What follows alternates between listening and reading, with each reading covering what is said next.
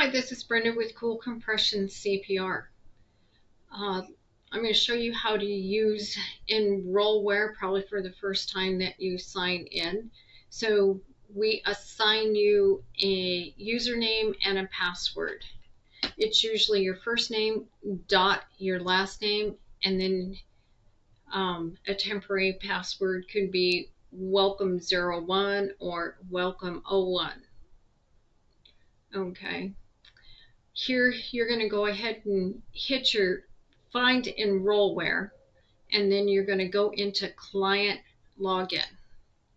Once you're in the client login, it's going to ask you for your username and your password, and you have to be careful on that because if you put it in too many times, it'll lock you out and then you'll have to reset it. You're going to go up to the training site that you're assigned with. Here we're going to use a training test site.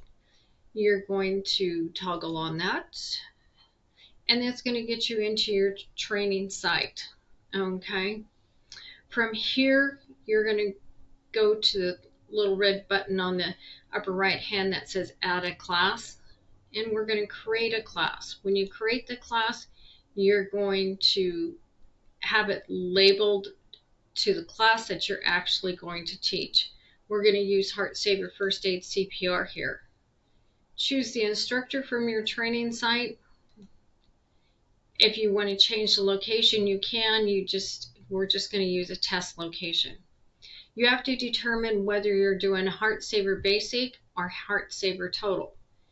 For the example here, we're going to do Heart Saver Basic and adding the infant and the child.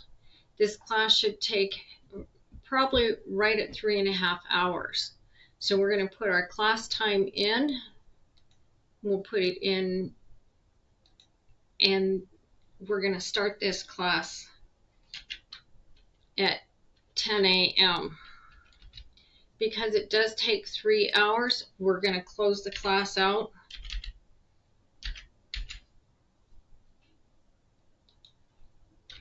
at 1 p.m. and enter the total number of hours that were in the class. If you have any assistant instructors, make sure you give them credit. Our student mannequin ratio, here we're going to say 1:1, but it shouldn't be more than 3:1. Okay, if you submit a course record that has larger than that, we're going to be tapping you over the shoulder.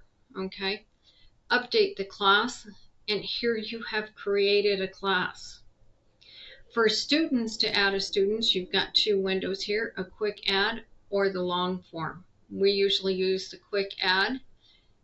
So we're going to put this information in of the student, the last name, the email, and the phone number.